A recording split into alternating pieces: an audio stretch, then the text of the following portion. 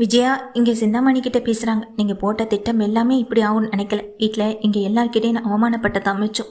அந்த கிருஷ்ணன்ற சின்ன பையன் வீட்டுக்கு வந்ததுக்கு பிறகு எனக்கு மனசளவுலையும் சரி சுத்தமாக நிம்மதி இல்லாமல் போயிடுச்சு. இனிமேல் அவனை விரட்டது எப்படின்னு கூட எனக்கு தெரியலை. இனிமேல் அவனை விரட்டுறது ரொம்ப கஷ்டம் அப்படின்னு சொல்லி இங்கே சிந்தாமணி கிட்ட புலம்பிட்டு இருக்காங்க. சிந்தாமணி அட விடுங்க மாஸ்டர், நானும் இந்த விஷயத்தில் இப்படி வந்து நிற்பேன்னு நினைக்கல. கடைசியில் இந்த முத்து கையில் மாட்டி சிக்கிக்கிட்டு இப்படி உண்மையை சொல்லிடுவாங்கன்னு எனக்கும் புரியலை. இப்படி இந்த முத்துக்கிட்டையும் மீனாக்கிட்டையும் நம்ம திரும்ப திரும்ப அவமானப்பட்டுக்கிட்டே இருக்கோம் அப்படின்னு சொல்லும்போது, மீனாவுக்கு ஏதோ 275 வீடுகளுக்கு ஆர்டர் கிடைச்சிருக்குன்னு சொல்லிட்டு இருந்தீங்க மாஸ்டர் அப்படின்னு சொல்லி கேட்க, ஆமாம் அப்படின்னு சொல்கிறாங்க. ஆமாம், அது யார் என்னன்னு சொல்லி எனக்கு டீட்டெயில் சொன்னீங்கன்னா நான் போய் அவங்களை மீட் பண்ணி பேசுவேன்னு சொல்கிறாங்க எங்கள் சிந்தாமணியும். சிந்தாமணி கிட்ட உடனே எங்கள் விஜயா கேட்குறாங்க, எதுக்கு திரும்ப அந்த முத்து மீனா கிட்ட அசிங்கப்பட்டு நிற்கிறதுக்கா அப்படின்னு சொல்ல, ஐயோ மாஸ்டர், இது நீங்கள் சொல்லி தான் நாங்கள் போனன்ற மாதிரிலாம் இருக்காது, நான் யதார்த்தமாக போன மாதிரியே பேசிக்கிறேன், இதுக்கும் உங்களுக்கு எந்த சம்மந்தமும் இருக்காதுன்னு சொல்லிட்டு இருக்காங்க. ஏன் மாஸ்டர் திரும்ப தயங்கி நிற்கிறீங்க அப்படின்னு சொல்லி இங்கே விஜயா கிட்ட சிந்தாமணி கேட்க, இல்லை இதனால் பிரச்சனை எதுவும் வந்துருமோன் தான் அப்படின்னு சொல்லும்போது, அதுக்கு சிந்தாமணி உடனே சொல்கிறாங்க, உங்களுக்கு அந்த மீனா மேலே முத்து மேலே கோவம் இருக்கா இல்லையா? மீனாவுக்கு ஏதாவது ஒரு வகையில் பிரச்சனையை கொடுக்கணும்னு நானும் நினைக்கிறேன். எனக்கும் உங்களுக்கும் இருக்க ஒரே எதிரினா அந்த முத்துவும் மீனாவும் மட்டும்தான். அப்புறம் எதுக்கு நம்ம அந்த சின்ன பையனை நம்ம பற்றி யோசிக்கணும்?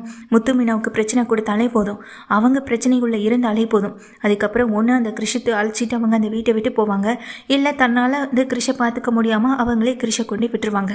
கையில் வருமானம் இருந்தால் தானே மாஸ்டர் கிருஷை பார்த்துக்க முடியும் அப்படின்னு சிந்தாமணி சொல்ல, நீங்கள் சொல்கிறதெல்லாம் கரெக்டு தான் அப்படின்னு சொல்லிட்டு இங்கே விஜயாவும் சொல்கிறாங்க. சிந்தாமணியும் சின்ன பையன் மேலே கை வைக்கிறதும் தப்பு தான், அது பெரிய குற்றம்னு சொல்லி நம்ம 2 பேரையும் தான் பிடிச்சி உள்ளே போடுவாங்க. நல்ல வேளை உங்கள் வீட்டில் இருக்கவங்க ஸ்டேஷனு கேஸ்னு போகாமல் இருந்தாங்களே, அது வரைக்கும் சந்தோஷம் அப்படின்னு சிந்தாமணி சொல்ல, விஜயாவும் சரி சரி அப்படின்னு சொல்லிட்டு இங்கே மனோஜுக்கு ஃபோன் பண்ணி கேட்டு அட்ரஸை வாங்கி உடனே கொடுக்கவும் செய்கிறாங்க. அதை வாங்கிட்டு சிந்தாமணியும் ரொம்ப சந்தோஷமாக இங்கேருந்து போகவும் செய்கிறாங்க. சிந்தாமணி நேராக அந்த கலாவா அவங்க வீட்டுக்கு அவங்க நேராக பார்க்குறதுக்கு அவங்க ஆஃபீஸ்க்கே போகிறாங்க. வெயிட் பண்ண சிந்தாமணி அவங்களை மீட் பண்ணுறதுக்காக உள்ளே போகிறாங்க. உள்ளே போனதுக்கு பிறகு, என்னுடைய பேர் சிந்தாமணி, நான் பெரிய ஒரு அதாவது பூக்கள் டெக்கரேஷன் இந்த மாதிரியான விஷயங்கள் எல்லாமே பண்ணிகிட்ருக்கேன். உங்களுக்கு குறைஞ்ச பட்ஜெட்டில் என்னால் முடிஞ்ச அளவுக்கு பெரிய அளவில் நான் உங்களுக்கு செஞ்சு தரேன் அப்படின்னு சொல்ல, இதை கேட்டதும் என்ன இப்போ வந்து கேட்குறீங்க, இந்த ஆர்டரை நான் வேற ஒரு பொண்ணுக்கு கொடுத்துட்டேன் அப்படின்னு சொல்லும்போது, இல்லைங்க நீங்கள் ஒரே பொண்ணுக்கு கொடுக்குறத விட அதை பிரித்து எனக்கு கொடுத்தீங்கன்னா அதை நானும் சரியாக செஞ்சு கொடுப்பேன்ல அப்படின்னு சொல்ல, இப்போதைக்கு எனக்கு எந்த ஐடியாவும் இல்லை, நீங்கள் கிளம்புங்க அப்புறம் பார்த்துக்கலான்னு சொல்லும்போது, சிந்தாமணிக்கு ஒரு பக்கம் மனசுக்குள்ளே கோவம் இருக்க தான் செய்யுது. இங்கே பாருங்கள், என்னுடைய ஆர்டர்ஸ் எல்லாத்தையும் பாருங்கள், நான் இதெல்லாமே நிறைய மண்டபங்களில் பண்ணது, டேய் அந்த ஆல்பம் தேடுறான் அப்படின்னு சொல்லி அவங்க ஒவ்வொரு ஆர்டர் எடுக்கும்போது எடுத்த ஃபோட்டோஸ் எல்லாத்தையும் எடுத்து காட்டுறாங்க. அதையும் கலா வந்துட்டு வாங்கி பார்த்துட்டே இருக்காங்க. எல்லாமே நல்லா தான் இருக்குது அப்படின்னு சொல்ல, இதுக்கு மேலே என்ன வேணும் உங்களுக்கு, நீங்கள் கேட்குறத விட நான் ரொம்ப கம்மியான பட்ஜெட்டில் இதை செஞ்சு கொடுக்குறேன் அப்படின்னு சொல்ல, உங்கள் பேர் சிந்தாமணி தானே அப்படின்னு சொல்லிங்க கேட்க, ஆமாம் அப்படின்னு சொல்கிறாங்க. எனக்கு இந்த விஷயத்தில் கொஞ்சம் டைம் வேணும், நான் யோசிச்சு சொல்கிறேன் அப்படின்னு கலாவும் சொல்லிவிட்டுறாங்க. இதனால் சிந்தாமணி தன்னுடைய ஆளை கூட்டிகிட்டு வெளியே வர, என்னக்கா இவ்வளோ சொல்லியும் அந்த மேடம் மசீர மாதிரி இல்லைன்னு சொல்ல, அவங்க சிந்திக்கிறேன்னு சொல்லியிருக்காங்களே அதுவே பெரிய விஷயந்தான், யோசிக்கட்டும், யோசித்து நல்ல முடிவாக அவங்க சொல்லுவாங்க, நான் மனசார நம்புகிறேன் அப்படின்னு சிந்தாமணி தன்னுடைய ஆளை கூட்டிகிட்டு இங்கிருந்து கிளம்பி போகவும் செஞ்சிடறாங்க. இந்த விஷயத்த விஜயா வந்துட்டு ரோஹினி வீட்டில் இருக்கும்போது, இங்கே வா ரோஹினி அப்படின்னு தனியாக கூட்டிகிட்டு போக, என்னாச்சு ஆண்டி அப்படின்னு சொல்லும்போது, இந்த மாதிரி சிந்தாமணி நீ ஆர்டர் வாங்கி கொடுத்தல மீனாவுக்கு 275 வீடுகளுக்கு, அதை சிந்தாமணியை வாங்கிக்கிறதா ஒரு ஐடியாவில் இருக்காங்கன்னு சொல்ல, இதை கேட்ட மீனா என்ன ஆண்டி சொல்கிறீங்கன்னு அதிர்ந்து போக, ஆமாம் இனிமேல் கிருஷை வச்சு நாங்கள் கேம் விளையாட விரும்பலை, அது கிருஷால இந்த வீட்டில் வர பிரச்சனை எல்லாம் போதும், கிருஷை இந்த வீட்டை விட்டு வெளியே அனுப்புறதோட கிருஷோடு சேர்த்து இந்த முத்துவை மீனாவையும் பேக்கப் பண்ணிடலான்னு இருக்கும், அதுக்காக தான் இந்த ஐடியா அப்படின்னு சொல்லும்போது, எல்லா விஷயங்களையும் இங்கே ரோஹினி கிட்ட சொல்ல, ரோஹினிக்கு ரொம்ப அதிர்ச்சியாக இருக்குது. தன்னுடைய எதிரியாக நினச்சிட்டு இருந்த எங்கள் முத்துவை மீனாவையும் இப்போ ஒரு பக்கம் மீனா உதவி பண்ணுறதுனால அவங்க தான் தெய்வமாக இங்கே ரோஹினி கண்ணுக்கு தெரியவும் செய்கிறாங்க. இவ்வளோ பெரிய விஷயம் நடந்துகிட்டு இருக்கேன்னு ரோஹினி வருத்தத்தோடு இருக்க சும்மா விட மாட்டேன். அந்த சிந்தாமணி எனக்கு என்னுடைய பையனையே ஆள் வச்சு கடத்துற அளவுக்கு வந்திருக்கால, அப்போ என் பையனை ஆள் வச்சு கடத்தினதுக்கு அவளுக்கு ஏதாவது பதிலடி கொடுக்க வேண்டாம்? ஏன் சிந்தாமணி, உனக்கு நான் வைக்கிறேன்டி பெரிய ஆப்பான்னு நினச்சிட்டு உடனே என்ன பண்ணுறாங்க, விஜயோடைய ஃபோனை யாருக்கும் தெரியாமல் எடுக்கிறாங்க. விஜயோடைய ஃபோனை எடுத்துகிட்டு வந்த இங்கே ரோஹினி ஒரு நம்பருக்கு கால் பண்ணுறாங்க. நேராக போலீஸ்க்கு தான் கால் பண்ணுறாங்க. ஹலோ சார் நான் தான் அப்படின்னு சொல்லிட்டு தன்னுடைய அறிமுகத்தை வந்துட்டு காட்டிக்காமல், இந்த மாதிரி சிந்தாமணின்ற ஒரு லேடி, அங்கே இருக்க இந்த மேடம் அவங்க மேனேஜர்னு எல்லாரையுமே இங்கே மிரட்டுறாங்க. மிரட்டுறது மட்டும் இல்லை சார், அந்த 275 வீடுகளுக்கான தங்களுக்கே கிடச்சாகணும்னு ரொம்ப பில்டப் கொடுத்துட்ருக்காங்க. ஊரில் அவங்கள பற்றி நிறைய பேர் கேட்டு பாருங்கள், ஏற்கனவே நிறைய கேஸ் ஃபைலாக இருக்குது, திரும்ப திரும்ப அவங்க அதே பிரச்சனையை தான் சார் பண்ணிகிட்ருக்காங்க அப்படின்னு சொல்லிட்டு இங்கே இங்கே ஃபோன் பண்ணி சொல்லிவிட்டு ஃபோனை வச்சிடறாங்க.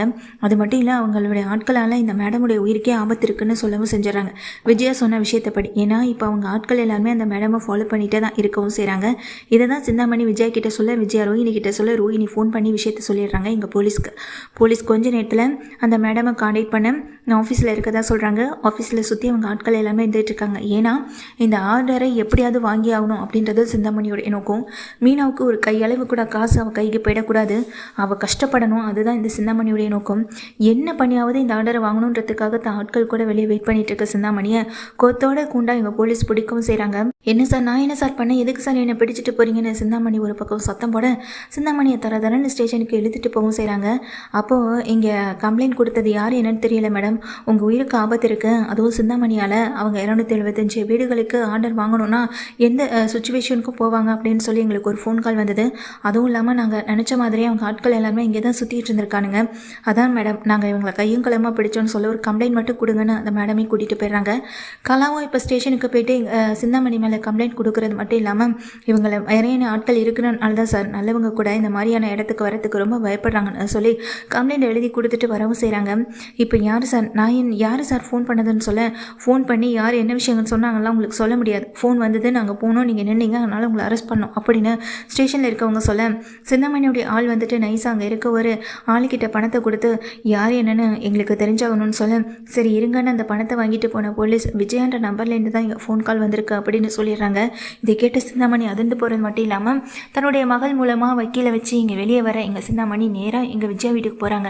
விஜயா வீட்டில் எல்லாருமே இருக்க, வாங்க சிந்தாமணி அப்படின்னு கொஞ்சம் பதட்டத்தோட, ஏன்னா இங்கே அண்ணாமலைக்கு சிந்தாமணி கூட தொடர்பில் இருக்கிறது கொஞ்சம் கூட பிடிக்காது, அதனால் பதட்டத்தோடு இருக்க விஜயா அங்கே நிற்கிற சிந்தாமணியை உள்ளே வாங்க அப்படின்னு கூப்பிடும்போது உள்ளே வர சிந்தாமணி வந்த வேகத்துக்கு அங்கே விஜயாவை அடிக்க வர கையை அப்படியே தடுத்து நிறுத்துறாங்க. இங்கே மீனாவும், என்ன நினச்சிட்டு இருக்கீங்க, இது என்ன உங்கள் வீடா, உங்கள் இடமா, உங்கள் இஷ்டத்துக்கு நடந்துக்கிறதுக்கு, இது எங்கள் வீடு, எங்கள் வீட்டுக்குள்ளே வந்து நீங்கள் அதிகாரம் பண்ணுற வேலையெல்லாம் வச்சுக்காதீங்க அப்படின்னு இங்கே மீனா சொல்ல, என்னடி உனக்கு இப்போ மாமியை சப்போர்ட் பண்ணுறதா நினச்சிட்டு கடைசியில் என்னையை காலவாரி விட்டுட்டால அப்படின்னு சொல்ல, என்ன பேசிக்கிட்டு இருக்க சிந்தாமணி அப்படின்னு அங்கே விஜயா சொல்ல, மாஸ்டர் நான் கேட்டேன் தானே, அந்த மேடமுடைய நம்பரை எனக்கு வாங்கி கொடுத்தீங்க, ஆனால் இந்த மேடமோட நம்பரையும் வாங்கி கொடுத்து போலீஸ்க்கு ஃபோன் பண்ணி என்னை கையும் களமாக சிக்க வச்சிட்டிங்கள அப்படின்னு சொல்ல, ஹலோ என்ன சிந்தாமணி என்ன சொல்லிட்டு இருக்க, நான் என்ன பண்ணேன் அப்படின்னு சொல்ல, 275 வீடுகளுக்கான பூ ஆர்டர் நான் எடுக்கணும்னு நினச்சிட்டு தானே நான் அந்த ஐடியாவை கேட்டேன் உங்ககிட்ட, அப்போவும் நீங்கள் ஃபோன் நம்பரை என்கிட்ட கொடுக்க தயங்கினீங்க, அதுக்கப்புறமா கொடுத்தீங்க, ஆனால் இதுக்கு பின்னாடி இவ்வளோ பெரிய விஷயம் இருக்குன்னு நினச்சி கூட பார்க்கல, இப்போ பெயிலில் தான் நான் வெளியே வந்திருக்கேன் அப்படின்னு சொல்ல, ஜாமீனில் தான் நான் வெளியே வந்திருக்கேன் அப்படின்னு சொல்கிறாங்க. இதை கேட்ட சிந்தாமணியை சொன்னதை கேட்ட விஜயாவை அதிர்ந்து போக, இல்லை சிந்தாமணி நான் ஃபோன் பண்ணவே இல்லைன்னு சொல்ல, அப்போ உனக்கும் இதுக்கும் தொடர்பு இருக்குது, மீனோடைய ஆர்டரையும் கெடுக்கிறதுக்கு இந்த சிந்தாமணி கூட சேர்ந்து திரும்பவும் இல்லாத வேலையெல்லாம் பார்த்துட்டு இருக்க, அப்படி தானே விஜயா அப்படின்னு அங்கே அண்ணாமலை கோவப்பட, இல்லைங்க அந்த மாதிரி நான் எந்த விஷயத்தையும் பண்ணவே இல்லை, சிந்தாமணி தான் வம்படியாக என்கிட்ட நம்பர் கேட்டாங்க, அதனால தான் நான் கொடுத்தேனே தவிர இவ ஆர்டரை கெடுக்கணும்னு எனக்கு என்ன அவசியம் இருக்குன்னு சொல்ல, போதும் இதுக்கப்புறம் நீங்கள் நடிச்சு என்ன ஆக போகுது, அதான் உண்மை இல்லாமல் வெளிவந்துடுச்சேன்னு முத்துவும் சொல்கிறாங்க. அதை கேட்டுட்டு நிற்கிறேன் எங்கள் விஜயா அப்படியே கையை உடைஞ்ச மாதிரி நின்றுட்டுருக்கேன். இதுக்கப்புறம் என் விஷயத்தில் ஏதாவது தலையிட்ட அப்புறம் நான் மனுஷாவே இருக்க மாட்டேன்னு சொல்ல, முதல்ல நீ எங்கள் அத்தை கிட்ட ஒன்றுக்கு நாளாக போட்டு கொடுக்குறத இதோட நிறுத்திக்கோ, ஜெயிலுக்கு போயிட்டு வந்ததுனால அந்த கோவத்தை கொண்டு வந்து எங்கே காட்டுறதுன்னு தெரியாமல் இருக்கியா, முதல்ல நீ ஒழுங்காயிரு, அப்போ தானே உன்னை சுற்றி இருக்கவங்களும் நல்லா இருப்பாங்க அப்படின்னு அங்கே மீனா வந்துட்டு கரெக்டாக சொன்ன மீனா, இந்த மாதிரியான ஆட்களுக்கெல்லாம் எப்படி சொன்னாலுமே புரிய போகிறதில்ல, வாழ்க்கையில் சில விஷயங்களை அனுபவப்பட்டால் மட்டும்தான் நம்ம சொன்னது சரியாக தவறான அப்போதைக்கு புரிஞ்சுக்க தோணும், நீ விடு மீனா, நம்ம என்ன தான் சொன்னாலும் அந்த மண்டைக்கு ஏற போகிறது கிடையாது, பின்ன இதுக்கு நாம் இதுக்கு சொல்லிட்டு இருக்கணும்னு முத்துவும் சொல்கிறாங்க. அப்போ அவங்க நின்றுட்டு இருக்க ஸ்ருதியும் ஆண்டியும் இவங்களும் சேர்ந்துட்டு செஞ்ச வேலைக்கு இவங்களுக்கெல்லாம் எப்போவோ இங்கே தண்டனை வாங்கி கொடுத்துருக்க வேண்டியது, போனா போகுதின்னு இறக்கப்பட்டு பாவப்பட்டு விட்டது தானே இப்போ தப்பாக போச்சு அப்படின்னு இங்கே ஸ்ருதியும் சொல்ல, இதை கேட்ட சிந்தாமணி அப்படியே வாயடிச்சு போய் நிற்க, நம்ம நினச்சது போல நடந்துருச்சு, இந்த விஜயாவுக்கும் இந்த சிந்தாமணிக்கும் இருக்கிற இந்த ஃப்ரெண்ட்ஷிப் இதோட கட்டானா சரி, இவங்க சேராத வரைக்கும் தான் நமக்கும் நல்லது, கிருஷிக்கும் நல்லது, ஏன் மீனாவுக்குமே அதுதான் நல்லது அப்படின்னு இங்கே ரோஹிணியும் நினச்சிட்டு இருக்காங்க. மீனாவும் இங்கே சிந்தாமணியை பார்த்து, மோதிரதான் தான் என்கிட்ட நேரடியாக வந்து மோதணும், அதை விட்டுட்டு நான் எங்கே ஆர்டர் எடுக்க போகிறேனோ அங்கேயே வந்து ஆர்டர் எடுக்கிறதுனால என்னாக போகுது, வேணும்னா இலவசமாகவே செஞ்சு கொடுக்குறியா அப்படின்னு இங்கே மீனாவும் கொத்துவிடம், ஏற்கனவே இதே மாதிரி தான் ஸ்கூல் ஃபங்க்ஷனுக்கு கோத்து விட்டா திரும்ப அந்த மாதிரி ஏதாவது செஞ்சிட போகிறாளே நினச்சி உங்களெல்லாம் நான் அப்புறம் பார்த்துக்கிறேன்னு அந்த சிந்தாமணி அந்த இடத்த விட்டு தலைதறிச்சு ஓட விஜயாவை பார்த்து அண்ணாமலை திட்டுறாங்க, மீனாவும் திட்டுறாங்க, முத்துவும் திட்டுறாங்க. திரும்ப திரும்ப என் விஷயத்தில் தலையிடாமல் இருங்க, அதுதான் உங்களுக்கும் நல்லதுன்னு அங்கே முத்துவும் திட்டிட்டு போக விஜய் அப்படியே உடஞ்சி போய் நிற்கிறாங்க. இருந்தாலும் என்னதான் கோபம் இருந்தாலும் மீனா உன்னை காப்பாற்ற வந்தால அதை நினச்சி சந்தோஷப்படு, இல்லைனா எல்லாரும் முன்னாடியே அடி வாங்கி அசிங்கப்பட்டிருப்பேன்னு அண்ணாமலை திரும்பவும் அங்கே விஜயாவை திட்டிட்டு போக தான் செய்கிறாங்க.